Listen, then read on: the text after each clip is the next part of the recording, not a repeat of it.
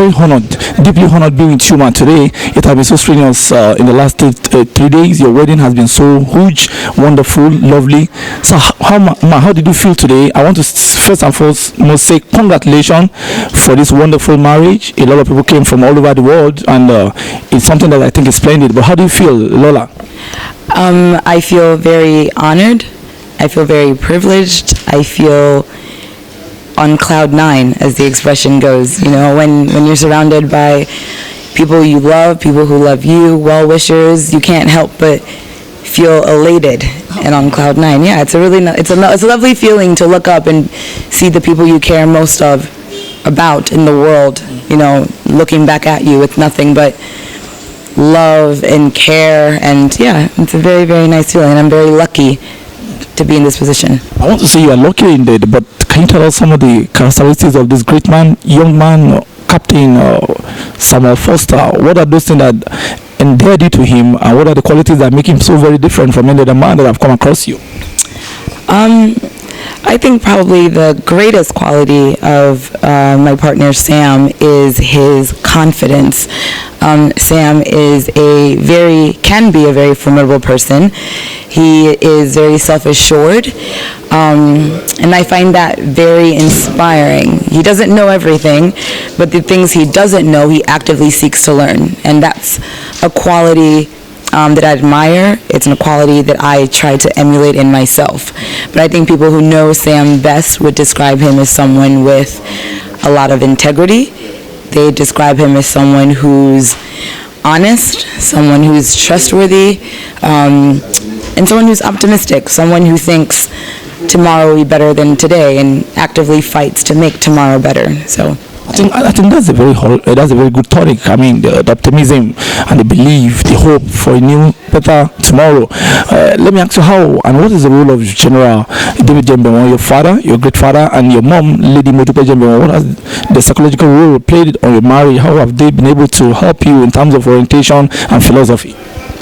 Well, I think first and foremost, the fact that my parents are still together, and Sam is also privileged.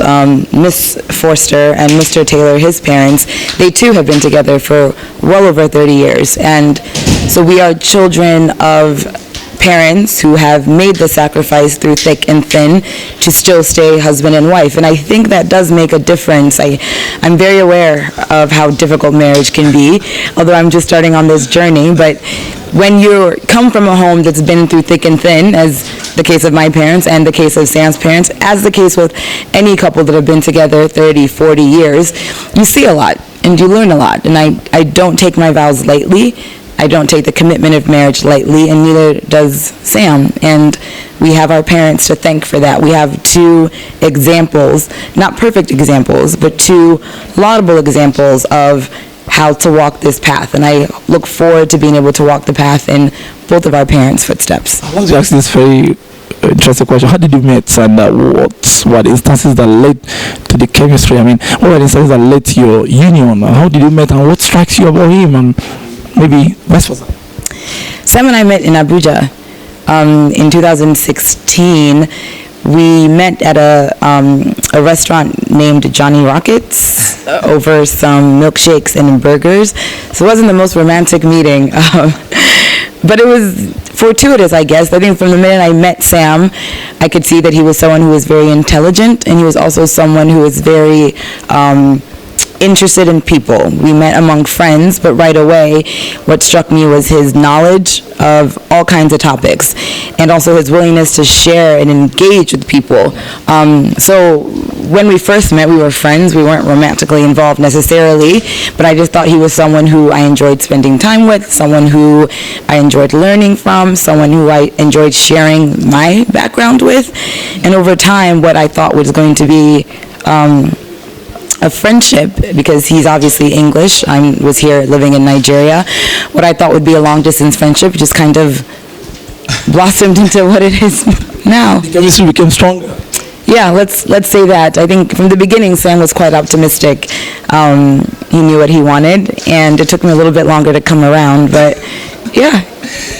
For a long time, I've looked at you as one of the executive with the Nigerian Sports Promotion Council, and yeah, you've been there for some time. And we look at you in Nigeria as a globally inclined lady. And the fear, I spoke to your father in this sitting room some years ago, and the fear was that, oh, can she really marry a black Nigerian or an African and all that? And your father said, well, that depends on you. But right now, will you say you're confident marrying someone from the other side of the world? Is it deliberate or coincidence? It's a coincidence. It is a coincidence, and it's a beautiful coincidence from my perspective. Of course, I think I'm just starting on this journey, but marriage fundamentally is about companionship, and you can't find companionship in someone's skin color or their nationality or the language they speak. I think companionship is something that happens. I've known you for several years. I consider you a dear friend. Thank you so much. Yes, but we all have people that we meet and we get along with them. We have people that we meet and we don't get along with them. And it just so happened that day at Johnny Rockets when I was having my milkshake, in walked a man who happened to be English. If he was a Nigerian man and he had the same characteristics and qualities of my husband, he would be my husband. But the man that walked in that day was or a South African man, or an Ugandan man, or a Kenyan man, or a Ghanaian, or an American, a Brit, a Canadian, anything. But the person who happened to walk in that day was Captain Sam Forster, and here we are. Maybe it was his own lucky day or your own lucky day? It was his lucky day, Okay. and it was his own lucky day. But at the same time, it was both of our lucky days. You know, it's life. Yeah. Now, before I round up, your occasion in London was very huge. We broadcasted on our channel, and we saw the caliber of people that came from America, from London, from some other Hispanic countries, and Africa. How huge is the captain in British? How huge is the husband, the name, the first family, and the Jemibewons? What makes you unique? Is there any similarities in terms of culture, in terms of norms and idiosyncrasies? Well, I always tell people that my father-in-law, my new father, is a Yoruba man with very pale skin. And I think anyone who knows Ian Taylor, truly, the qualities of the Yoruba people are very much embedded in Mr. Taylor. I saw it yesterday at the party.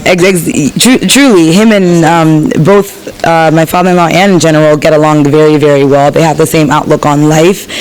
Life is too short to be difficult, gloomy, complicated. Yes, there are difficulties that we all come across, but this life is a gift, and Sam was raised by parents who thought it was important to give their children education, to give their children opportunities. I think when people see us, yes, he's white, yes, I am black, but that is a difference for other people to observe. That's not a difference between me and my husband. He's my husband because he's my partner. He's my husband because he respects me. He's my husband because we have the same goals, ambitions, and together we'll accomplish those goals and ambitions. So a different skin color is a problem for the world, not a problem for us. Our values, our principles are very much aligned. Before you round up, yesterday we discovered at a party that you chose to be Omolola Jemibewon and you want husband to be simply Samuel Foster. That's Captain Samuel Foster. Is there anything that is different? Is it part of the global idiosyncrasies that you have adopted? Because a lot of people feel that you should have become Mrs. Foster and Jemibewon in brackets.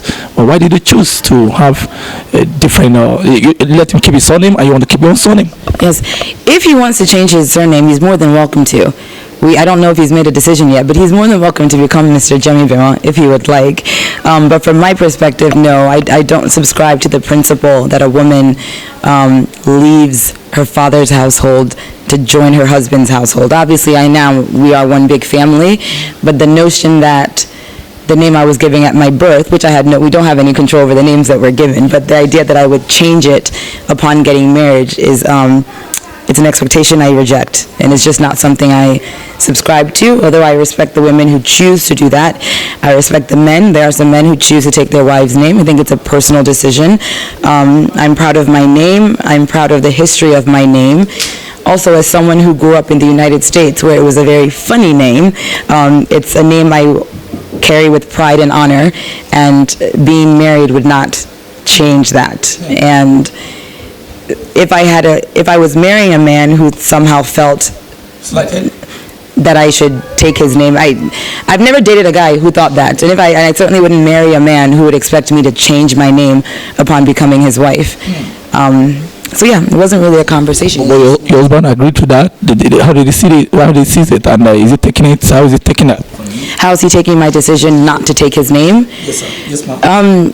We never discussed it. I think he knows the kind of person I am, and you'd have to ask him his opinion on it, if he has an opinion on it. I think it would be odd for someone to assume someone would change their name.